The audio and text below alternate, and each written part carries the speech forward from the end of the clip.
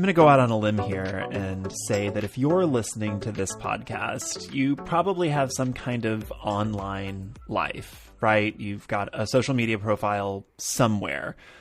You've got likes and dislikes, and the algorithm knows all of those. And you see ads. You see ads for things you haven't even spoken of out loud. You'll think of Pop-Tarts, and a couple of hours later, there is an ad for Pop-Tarts somewhere. It's one of those things that if you think about just a little too much, you start getting really grossed out really fast. But we still use the internet, right? I mean, we use it to download podcasts. We use it to find new ways to inspire us, to share our art, to share family photos, to find new kinds of music that perhaps we would never have listened to before. The internet connects us in a lot of really cool ways. So it's become a really integral tool to all of us. But the thing is, there's this urge online, right, to become a brand, to turn your life into its own kind of reality show. There is a way of living online at which you are carefully curating every bit of your existence to seem just a little bit more polished, a little bit cleaner, a little bit brighter, a little bit whiter than it really is. Slap a filter on it, brighten up those shelves, make it look farmhouse white. My guest today is Christine Platt, and she is an expert on minimalism, which is a concept of, at its core, as she says in her book, The Afrominimalist's Guide to Living with Less, the idea of minimalism is simply to live with less. And yet, you can look up minimalist anything, right? I mean, I looked up a minimalist refrigerator just because, after my conversation with Christine, I was like, I'm going to Google some of this. So I started putting in weird keywords, which led me to minimalist refrigerator. And the very first option for a minimalist refrigerator is $4,600. And that's the thing, right? Christine talks about, I could search for a minimalist table, a minimalist closet organizer, all sorts of things. And so you end up spending more money, obscene amounts of money, to buy things because you think that that's how you fit into this aesthetic. Why? Because where does all of our research begin? It begins online. And we think that because of the ways that people who have turned themselves into brands so that they can market to you, so they can sell to you, because of the way that some of these people have presented the idea of minimalism, you think that you have to go spend all of this money to go be a minimalist. Christine even talks about that in her book, about how, she wanted to get organized several years ago. So what was her first thought? I'm going to go to the Container Store. I'm going to go buy more things to put my things in. I'm going to go hide my things in things that I have to go buy so that I can be a minimalist, so that I can live with less. And she took a step back and thought, maybe there is another way. And that's the focus of the conversation today. We talk about the fact that people feel overwhelmed in their own spaces, but we talk more so about the stress of comparison, about the way that we go online to try to find ways to make our lives better and end up feeling just a little bit worse.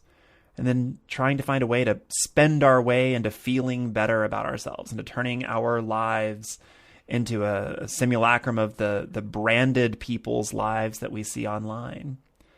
And we talk about, being conscious of this, both as someone who is wanting to learn more about anything, minimalism or otherwise, and also about a person who puts themselves out there, who has to, by dint of the way social media works right now, create a brand of one.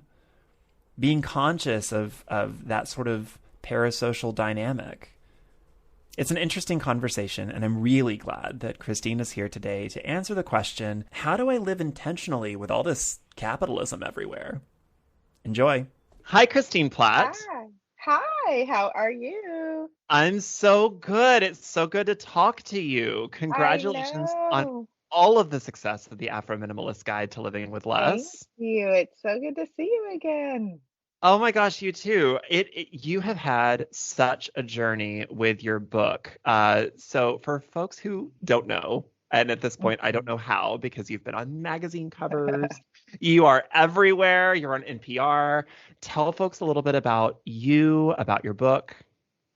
Sure. So I am Christine Platt, otherwise known as the Afrominimalist. Just a Black woman trailblazing a new, I guess, trail journey in the minimalist space. And yeah, I just have like a unique approach to living with less that really is more holistic and more inclusive and accessible. And so yeah, that's who I am. I'm also a writer, a mother, a friend, a sister, all of these things. And so, yeah, that's how I am. And I'm also waking up from a nap, which feels amazing. You're gonna have to tell me the secrets to taking a nap during the day because if the sun is out, I cannot shut my eyes. I wish I could because I'm old now and I would love a nap. Yeah, we'll have a little sidebar about that. So it's January when we're recording this, and Hmm. a new year always brings sort of that pressure to start fresh. And in the last several years, that leads people to these extreme views of just getting rid of stuff. Hmm. And from what I've seen in my own life and the lives of people that I know and the lives of people on social media, we do this big, bold statement of I'm going to get rid of all my stuff and start fresh and we are going to organize and all of that kind of thing. Hmm. And And 2 days but later. suddenly your house is just junked back up because suddenly you're buying more things and you're filling up all of those spaces that you cleaned out. So what do Yeah. folks I have to ask this bluntly. What are folks getting wrong about this time of year and the pressure that this time of year puts on people? Yeah, I mean, I think we set a lot of unrealistic expectations in January, right? Decluttering our homes often just happens to be one of them. But there's something about the new year that people feel like really compelled to just like, I can start over, I can start anew, right? And I like to say, I mean, you can do that anytime, right? For a lot of people, their new year starts on their personal new year, which is their birthday, right? For some people, the start of every month is an opportunity to start over, right? I know even some people are like, every 24 hours, it's a restart. And so I think, putting this unrealistic pressure on ourselves for every January 1st or the first month of the new year. I mean, I think that's the first sort of problem. Um, with just it's just unnecessary, right? And so I think a lot of people get it wrong in the sense that there's nothing wrong with saying like, this is the year I'm going to start decluttering, right? But putting this unnecessary weighted pressure on ourselves to do it all in a weekend or to do it all by the end of the month or to do, and I'm saying this from experience because that was a big part of my journey and how I ended up surrounded by just a whole bunch of stuff, being like, what have I done? Crying and sobbing. Everything is in the middle of the floor. And I realized that was one of the things I did. I felt like, "Ugh, I have to get it done, you know, right now, this weekend." And it's just unnecessary, right? So setting some realistic goals, also like knowing yourself. Um, a lot of people don't think about the amount of time that it's really going to take to even work through their closet, let alone their whole room. So, a lot of decluttering professionals, one of the things that they recommend is however long you think it's going to take, it's probably going to take twice as long or three times as long. So the minimalism slash home organization worlds have a lot of overlap. Do you think they should? Do you think that home organization and minimalism share commonalities, or do you think that the reason why so many people get it wrong when they try to go minimalist Hmm. is they're Yeah. attacking it with home organization tools? Exactly. Yeah. I mean, I think that there's a lot of commonalities there. Like, there's definitely some shared work. But I think the bigger part of when we think about minimalism, or, I like to say now, living with less, being a more mindful consumer, because minimalism evokes a certain type of aesthetic. Sure. Um, you know, I think it's really important the part that home organization doesn't address is the psychology of ownership piece, which you and I have talked about many times, right? And so a lot of times people's homes are filling back up because they didn't get to the root cause of their overconsumption in the first place. All they did was declutter, right? They didn't figure out the why behind why they are buying so many things, right? They didn't figure out the why behind why it's so hard to let go. And so, like, I think that's sort of the missing link for a lot of people. And when it comes to home organization and sort of decluttering, is that it's just so much more than having a tidy home. If you just want to have a tidy home, that's home organization, get your bins and that sort of thing. But if the expectation is that you are really trying to reduce your consumption and sort of manage some of the things that you have, you got to dig deeper into the psychology of ownership, which is really understanding why you're motivated to purchase certain things and why it's so hard for you to let things go that you no longer need, use, or love in your home. It's interesting that you talk about the psychology of our attachment to things and overconsumption because it's something that isn't ever addressed. And I think you're probably the first. I don't want to say that you're the only because I have not done an exhaustive study of the industry, but you're certainly the first person that I ever experienced who talks about the psychology of why we want to purchase, why we want to consume, why we continue to buy things, even though our brain says, I can't afford it. I don't need it. Yeah. I don't necessarily You want this. You literally just looked at the account. Like you Yeah. can't afford it, but you're like, but I have to have it, right? And so I Yeah. think, for me, that was such a missing link in my own journey. And I kind of wrote the book that I wish that I would have had, right? Like I wish that I hadn't just looked at Pinterest and looked at a couple blogs, like and like, oh, you just have to let go and you're gonna feel great, right? I wish that I had had something that really talked to me about the psychology of ownership and digging into, like, I had all these red sales tags. That was like a little clue for me, right? Like, why are these tags still on these things? What are all these sales stickers?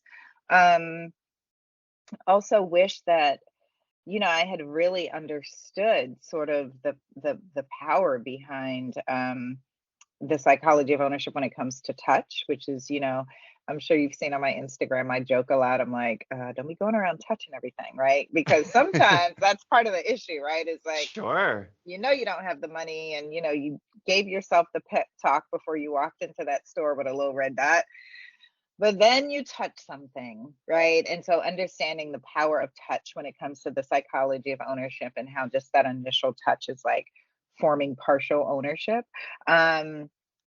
Those are those are the missing links, right? And I mean, I'm also not saying that I'm the first person to talk about it because I also have not done an exhaustive search, but it has made me excited to hear that from a lot of people. If I'm not the first person to talk about it, it's definitely not something that's talked about a lot when it comes to this. And I think, that's what's so important about the way this book has sort of shifted the movement is like we're moving away from aesthetics. It's really challenging people to look beyond minimalism as a design aesthetic and more of a practice and a lifestyle. And like, what does that really mean and what does it entail? And what do you have to do to maintain it, right? Which is knowing your why. And all of our whys are different, right? I want to dive into the psychology of it for just a second because there is a stress component, and stress affects our mental health, our physical health. 54% of Americans say that they feel overwhelmed by clutter. 66% of Americans say that living in a cluttered or dirty or disorganized home makes them feel overwhelming stress. Mm-hmm. And I thought something else that was interesting when I was prepping for the show was the average American household has over 300,000 items in it. I Mm-hmm. just think that's interesting. And yes, I mean, yeah, sure. Okay, I buy a pack of 24 batteries, and I guess that's 24 items, but you just start Mm-hmm. thinking, like, Oh yeah, I that remember feels like reading a that lot piece. of things. I know where you read it. It was like in the LA Times or something. And I remember looking around my house and being like, mm-hmm, mm-hmm, yep. maybe not 300,000, but easily 150, Sure, 150,000, sure. right? But Um, on the flip yeah. side, they tell us, okay, so you have a lot of things, you're feeling a lot of stress, and you want to grasp at something. And the thing is, what so many of us think of, okay, you have a solution, I will buy that solution from you. So the home organization industry is an $11.5 billion industry as of Mm, last year, while we're wow. all locked up. Oh my And gosh. that has Yeah. gone up over 20% every year for the last several years, however long they've been measuring Wow. it. And it's expected to go up another 20 to 25% this year. Mm. So, talk to me a little bit about this loop, both that you discovered while writing the Afro Minimalist Guide, in your own journey, and maybe even from your readers about how that stress cycle impacts our overconsumption. Yeah, so the stress is twofold, right? So the stress, I think there's the stress of having a lot of things, but then there's also just like the stress of life. And what happens is that our desire to seek comfort in things is heightened, right? In these sort of situations. So it's not surprising to me that, home organization items that, those sales went up when we were in the pandemic, right? I'm sure there are a couple different areas, including alcohol, that if you look at the sales Sure, numbers, right? sure. Like the numbers went up exponentially. And I think that's because there are certain things that we tend to gravitate to in heightened times of stress, right? So for some people, it's going to be like those areas where they do most of their emotional spending. And so they're like, man, I looked around and like all of a sudden I have like 60 more pairs of shoes that I purchased during the pandemic and I'm not going anywhere, right? And then for other people, that heightened stress leads to them being like looking around and saying like I gotta get my house in order, right? And that piece is linked to feeling like you're not in control of anything else, and you just have to feel in control of Hmm. something, right? Hmm. And then there's just the accumulation of things that we just have acquired over time, and we're just stressed because we don't know what to do with it. Like, Hmm. what should I really do with my high school track uniform, right? Like, I know I'm never gonna wear it again. I know I'm never gonna, run it in again. I don't even run anymore. Like, what am I supposed to do with it, right? So there's like this I feel very collective. attacked right now, Christine Platt. I feel very attacked. What um, do I do with my Letterman jacket? What do I do with you my are boxes? not I was so alone. You are overachiever. not What do I do with alone. all those trophies and medals just in a storage container? I know, there's a writer, her name is Mo Brown. She's amazing, like first poet in residence at the Lincolns, like just brilliant.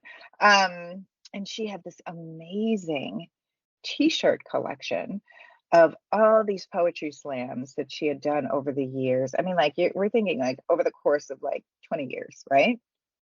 And she said, Christine, I love these shirts. I don't wear them anymore. I don't know what to do with them. There's no way I can, like, what can I do? And I told her to have them made into a blanket.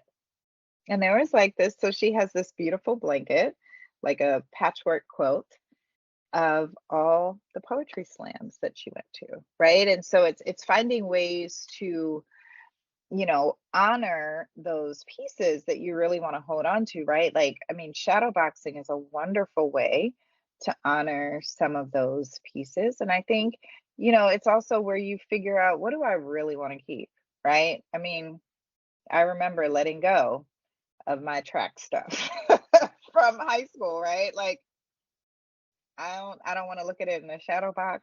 It's okay to let it go. It's okay to let it go, right? And so being very strategic and asking yourself, like, why do I want to keep this Letterman jacket? And if it's something that it evokes a certain memory or something for you, right? Then it is like, where can I shadow box this and maybe put it in a frame where it speaks to and tells a story is part of my Mhm. home's aesthetic as opposed to just being in a box. A lot of us hold on to things and keep them in boxes and in storage and stuff because it just feels good we know where it is, we know that we have it, right? But we don't really need it or use it. We just love it.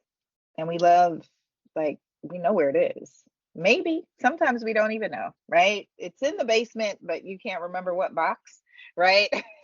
So it's like these are the questions that you have to ask yourself. So I think it's like a combination of all of that.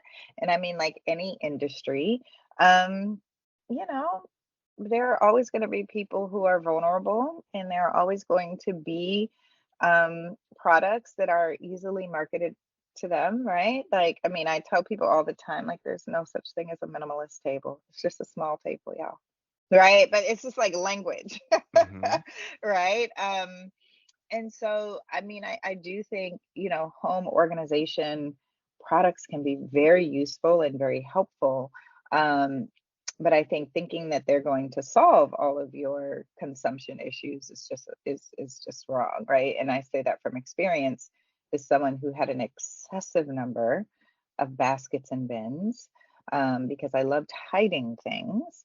Um, and even now, like realizing that that is I cannot have anything with drawers. I cannot have anything with the lid that can hide things. I mean, like I don't have a dresser because it's going through that self-discovery process of doing that inner work of my own psychology of ownership. I realize when something is out of sight for me, it is out of mind. So a dresser for someone is a place to, organize their clothing. For me, it's just a storage facility. Like I'm never going to go in there. It's going to be a place where I put things that I don't wear very often, right? And so you got to understand and know how and why you consume the way you do, what the challenges are for you. And I think that's that psychology of ownership piece is missing for a lot of people. So I want to talk about comparison for a moment because Hmm. social media has made our idea of an ideal pretty distorted compared to our lives, what we're capable of. Hmm. I know a lot of people that I care about very deeply that scroll through Instagram, scroll through TikTok, and they see these, young, wealthy, very fit people saying, "Oh, if I can do it, you can do it. What's your excuse? Why aren't you at the Hmm. gym 3 hours a day? Why aren't you eating clean like this? Why aren't you doing this?" And Yeah. then, they say, "Oh, I need to get healthy." And then they try to emulate the behaviors and patterns of the people that they think are Hmm. guiding them to this healthy lifestyle. When in reality, if you just dig a little deeper, the reason that person is able to spend that time and able to spend that money is because they're propped up by a wealthy family or, Right, right. Or they have they're being paid to exactly. do so. Yeah. Exactly. So, can we talk about the role that comparison plays when it comes to our spaces, which are very, very personal things? Hmm. Clean talk is a thing. People are addicted to videos of watching people create these beautiful refrigerators and beautiful Yeah. pantries, well Yeah. stocked everything. Let's talk about that comparison for a moment. Yeah, there's something that feels good about peeking into other people's lives and seeing people doing what we think is right, right? Like, oh, they're doing it right.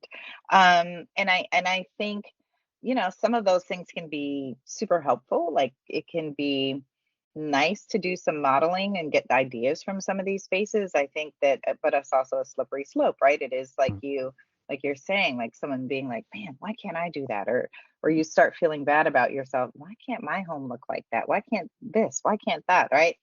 That's when it's problematic. And I think those of us who are on social media who have earned this unwanted status of influencer, right? Hmm. I think we have a responsibility, right? I mean, I get offered a lot of free stuff, Don. I mean, you have no idea. Like a lot of free stuff. And some of the stuff is cool. Some of the stuff though is just stuff, right? And Hmm. I feel like I have a responsibility to be very mindful about what I share on my social media. I feel like I have a responsibility, like I'm very transparent about where I purchased certain things, where I got certain things, if something was gifted to me. I mean, I only recently accepted my first brand partnership, and it was because it was literally like in divine alignment. Like I could have written the pitch myself. It was about money It's about money and intentions. And I just remember being like, finally, something came through that I can actually do, that I feel is authentic to me and the messaging that I share. The unfortunate thing is like a lot of these partnerships, a lot of the free stuff, folks get paid for it, right? Because it has become a business. Anytime anything is commodified, it just gets ruined, right? You remember when Instagram was so fun and all we did Oh was my like share our gosh. pictures? It was I so remember when the most fun, fun remember? part about Instagram was seeing dinner photos, and my I oh my gosh, know. I would give my a part of my liver for just dinner photos again. Just show me your dinner photos. I will look at It your was food. so fun. I just used to like Well, look at what my friends were eating, look at my friends' yes. kids growing up, who was at the park, right? And so, like, the unfortunate thing is, all of these spaces, because it allows so much accessibility to us, it's become commodified. And so, what now we have to do on the other side as users is be very mindful and intentional about, how much we access the space, who we're following, our time, all of these things. It was so funny. One of my friends came over last night, and she and I, we had not caught up in forever. And we were just talking about reels and all these different things. And I said something like, "Oh, let me just show you how I do this really quickly." And there was like whatever song came up at the top, and she goes, "Oh my God, I'm so tired of hearing this song. Like everybody's using this song on their reel." And I play it, and I was like, "I have never heard this song before." And she was like, "Are you kidding me?" And I was like, "No one on my like it was like a foreign song, right?" But it just made me think like, yeah, I'm also very intentional about who I'm following. And people I'm following are obviously not using this song to make their their reels, right? And so again, I think we have a responsibility to just be super, super intentional. You've talked a lot about, so we talked about comparison. How conscious are you, as somebody that now has a platform, as somebody who's considered a content creator, how conscious are you of the way that you present yourself and your space? Because being a minimalist creator means that your space is kind of a character that others Yeah. compare themselves in their own spaces to. How conscious are you of that, and how do you deal with that? Yeah. I feel like I'm super conscious. I'm definitely super intentional about what I post, but I think most importantly, it's how I respond to Hmm. people. So, there are the comments that are like, "Oh, I want my space like this," right? And I'll be like, "Oh, you can have your space the way it works for you," right? Or I'll get Hmm. these long DMs where people would just pour their hearts out and they'll say like, "Oh my gosh, I've been trying to declutter and how do you get your space like this?" And then so I think part of it too is being very intentional Hmm. about how I respond to people. I also like to remind people that they're looking at my home almost 6 years into my journey. Mm.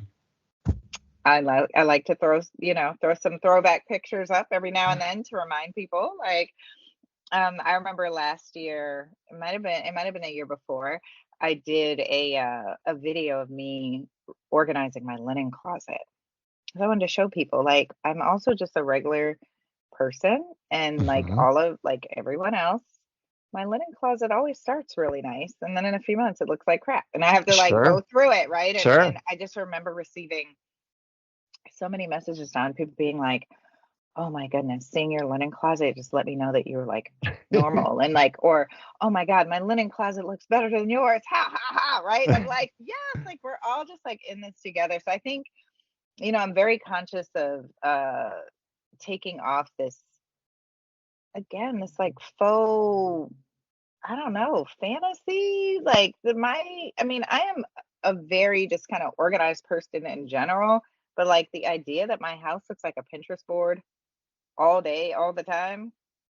Come on, right? I'm sitting here drinking bubbly water just like everyone else. I'm gonna leave it on the coaster. You know what I mean? It's like so I think I'm very conscious of showing my space in a real way and responding to people when I see that sort of that they're in that space we were just talking about, right? Like that idealism of or wanting to replicate and model something and really just trying to help them talk through that and work through that. So pretty conscious. And I try really, really hard. in that regard. What I like about your platform is that you do continue to talk about intention and you continue to talk about authenticity and doing what works for you. In that vein, I want to ask uh, about a sticky confluence. You know, it feels like there's an intersection of privilege inside of that trifecta of home organization, minimalism, and tiny spaces, tiny living, living with Mm-hmm. less, etc. You know, people with means, people with money, glamorize and commodify living in small spaces, uh, Mm-hmm. living in ways that many people have to live. We've Mm-hmm. seen social media make stars of privileged folks who specifically buy up tiny spaces and then flip Yeah. them and turn them into a business, turning them into a business that Mm-hmm. people without means who need those spaces suddenly can't Yeah. afford. Yeah. Um, so let's talk about the intersection of the glamorous, Mm-hmm. Insta-worthy lifestyle of buying these tiny spaces, only to turn around and find out in 6 months that, oh, they're just turning them into an Airbnb. Yeah. I mean, again, man, anytime anything gets commodity, I mean, I'm telling you, it just ruins everything, you know? It's like yoga. But anyway, um, I think we all have to just, be very mindful of how the minimalist movement in terms of like as a lifestyle and the tiny home movement started, right? And I think the majority of the people who are online and who share these resources and who are part of these communities, I mean, they're very authentic and they're very genuine, right? Um, I do think there is a problem. We call it glamorized poverty, right? And this glamorizing of living in a mobile home, this Mhm. glamorizing it, right? And I know people that are also part of these platforms who are very conscious of it, who much like myself, like really try and speak to that, right? Like one of my friends, Renee, she's like, I know it's just super cute, because me and my husband are in this, we're in this, mobile home with our son, and we're just this cute little family, right? And she was like, and then I have to look outside, and like I know there are other people in this park that are like, they're in this park because they have to be in this park. Like this is a Mhm. lifestyle choice that we were able to make. So some folks are definitely aware of it. Um, I think what's more problematic to me is how it lends people to think that this is a lifestyle that is unattainable and impossible to them, right? Which is why I'm really big on trying to make sure people understand that this is a lifestyle that's accessible to everyone. And I remember the first few times like reading up about minimalism and you see this bed and you're like, "Oh my God, that bed is so perfect. Those clean lines. This is what I've been needing." And then you click on it and you're like, "The bed frame is $10,000. It doesn't even come with a mattress," right? And you're like, "Okay, I am not in the right tax bracket to be a minimalist." Like that's what's problematic to me. I think the tiny home movement, what it does is offer people, a lot of people who might have been priced out of some of these markets, accessibility to home ownership. I think the same about the van life movement, right? And so I think it's finding those communities online, and they do exist. There are a lot Mhm. of them. Diversify Van Life is one. Like, love that community. A lot of the tiny home builders, if you follow the builders, you have an opportunity to really see how I mean, they try so hard to get just the most luxurious homes into these price points, and you can like build your home online and see how much it is. I mean, I love tiny homes. I would love to own one. I love the idea of the mobile nature of it. Like if I want to move, and I remember looking at this one particular tiny home builder, and I was like, I'm gonna trick out this tiny house, Don. I was like, it's gonna have I mean, I had like butcher block and stainless. It was like Sure, sure. everything, and it was like $183,000, right? It's a Mhm. little tiny home built in Oregon. So I also encourage people focus less on the people that have the tiny homes, right? If you find Mhm. yourself getting caught up in that, um, and look at some of the builders and look at their values and look at They're good people. Hmm. They're good people because they understand that, yes, for some people this is an opportunity to like buy tiny homes and flip them and create these, online platforms to do whatever. But they understand that the majority of people who are looking for tiny homes are looking for something in particular, which is home ownership, that's affordable and accessible. They really want to reduce their footprint. They really want, you know what I mean? And so like, Hmm. I feel like builders, I love the tiny home builders. Hmm. Those accounts are really great. But yeah, it's again, like in, any industry that has become commodified or popular or, a thing, a trend, um, there is this side to it that is super glamorized. And I do think, a lot of people struggle with that. And so I would say like try and follow those accounts. Like I said, if you're interested in tiny home, look at the builders. If you're interested in communities, find communities like Diversify Van Life where you can see people with literally like, I just renovated I just got my grandmother's truck and I'm trying to figure out how to renovate it, to like, someone who's been doing this work for a long time. But I love that you ask these questions and that you dig in so much deeper into like what this is, right? I mean, because again, these are the questions that we've just not been asking ourselves, right? And so people will say like, "Oh my goodness, I love the book," and I'm like, I'm just saying all the things that no one else was willing to say. We were all feeling it. We were all like, who wants to live in an all white barren space? But here Hmm. we are just liking all the pictures on Pinterest and liking all the pictures on Instagram, right? And I'm just the first person to be like, I'm not doing this. I'm living with color and fabric and texture, and y'all gonna have to deal, right? And so like, but it's asking these questions that you're asking me, which I think it's so important for people to ask themselves. Like, this is how we get to the why. Why do you want a tiny house? Do you want a tiny house because you saw there's some page on Instagram that you just love following and you're like, I would just love this, right? Or do you really want a tiny house because there's some goal that you're trying to achieve that is meaningful and purposeful to you, right? Hmm. And we have to ask ourselves these deeper questions with these things. Like, why am I doing this? I have one final question for you, and it's a bit of advice because when I told listeners of my show that we were going to talk again, one of the things that they most wanted to ask was, and I love your platform because you bring in people into minimalist spaces and organization conversations that are not normally invited. You bring Hmm. in people of color, you bring in queer people, you bring in people who haven't always been seen as folks with money or means, etc. So there's a level of possession where folks grew up holding on to things, typically in very Mm. impoverished families, just in case. Hmm. Just in case that blender might be broken, but there's parts in it that I could use to repair my new Hmm. blender if I need. Hmm.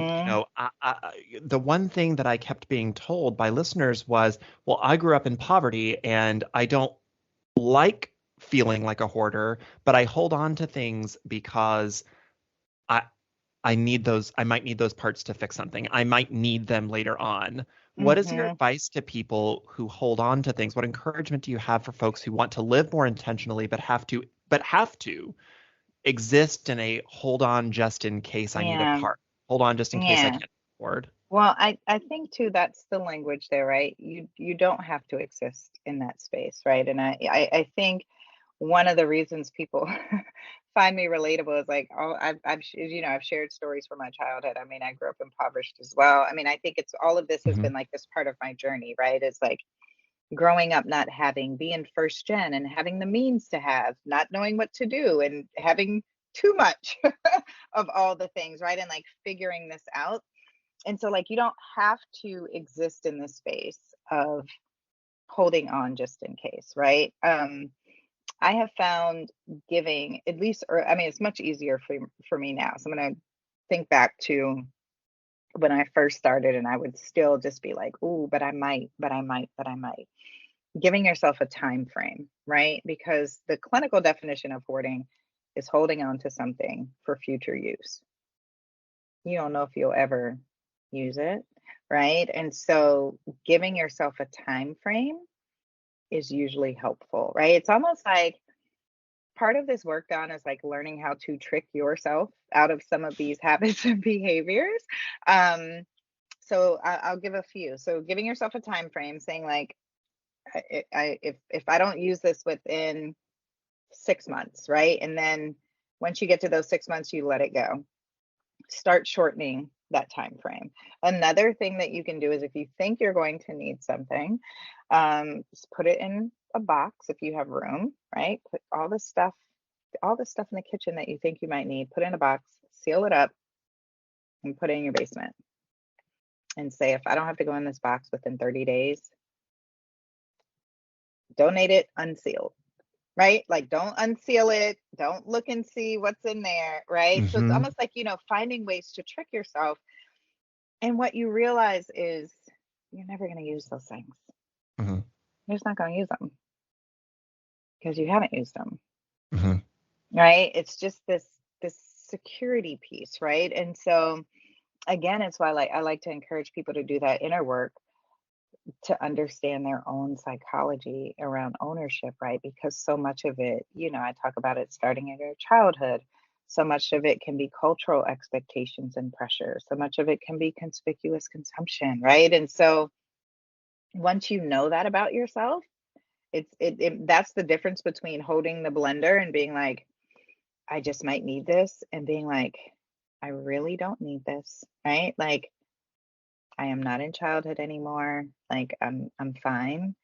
If I end up needing a piece for this blender, I literally can call the manufacturer and ask for it, right? And like just talking yourself through it because you understand the why behind why it's so hard for you to let that blender go, right? So it's that inner work, Don. I'm telling you, you got to do the inner work. And people, I think it's scary. It sounds scary maybe initially, but I mean, I haven't met a single person who has not been empowered by it. It has been the only way that I've been able to maintain my practice, right? I know that I have an affinity for a bargain.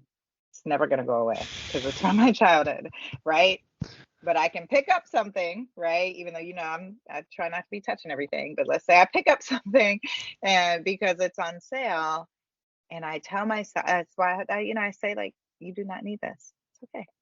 And guess what? Sales happen all the time. Like, people, they'll DM me and they're like, my God, I've been waiting for this couch to go on sale, but I don't have the space for it now. But I'm like, should I get it and like put it in storage? And I'm like, let's read that back. Right? And they're like, oh my God. And then I'm like, how many times has this store had their semi-annual sale? I'm like, semi-annual sale is like every 2 months, right? Yep. So yeah, I mean, I encouraging people to just really do that inner work and be encouraged and understand, like, it's a journey, it's a process. Celebrate these small wins and milestones. Join my community, become a part of a community that, where we talk about these things openly and honestly. There's no judgment. There's none of that, right? Because we understand that we're all learning and growing together, right? All learning and growing together. Christine Platt, thank you so much for taking the time to be here. The book is Thank The you. Afrominimalist Guide to Living with Less. If folks want to get in touch with you or see more of your journey and your inspiring community building, where can they do that? Well, they can find me on Instagram at Afrominimalist and online at theafrominimalist.com. You can also find me in your comments. I have been taking your lessons after I have been getting stuff out of storage. That this wall is your doing. Yes, I'm so proud of you. I have so proud been of you. getting rid of things and falling back in love with the things that I own, all because of you. So thank you so much for the work that you do. Christine Platt, best of luck to you. Thank you so much for being here. Thank you, Don. My eternal gratitude to my guest and friend, Christine Platt. Her book is The Afrominimalists Guide to Living with Less. It is a wonderful introduction, or a reintroduction rather, to putting intention back into your life. And it doesn't just extend to the things around you. And I think that was made very clear by this conversation. It's also about the people with which you surround yourself, the relationships that you build, and the relationships that you maybe say no to. It's about the jobs that you take. It's about what you're willing to say yes to and no to. It's about creating a life of intention, one that looks like you. It's a phenomenal book. I think you should get it, but I'll admit I'm a little biased. If you like this podcast and want to support it, there are a number of ways to help. Share it with your friends on social media. That's free. You can also like or rate the show 5 stars on Apple Podcasts or Spotify, or go a little further and leave a review. Reviews help the algorithm to show this podcast to other listeners like you. You can also help keep the show free and producing regularly by joining my Patreon on a monthly basis. Patrons receive additional audio and video content, as well as archived episodes, a private Discord server, and a monthly book club. This month, we're reading Stiff by Mary Roach. Sign up at patreon.com/headonfirepod. Or if a one-time donation is more your speed, you can buy me a coffee at coffee.com/headonfirepod. That's coffee spelled KO-FI. You can also connect with me on social media. I'm pretty much at Head on Fire Pod everywhere. I'm going to sign off. But before I go, remember, a refrigerator is just a refrigerator. Don't pay more because it says minimalist. Bye, y'all.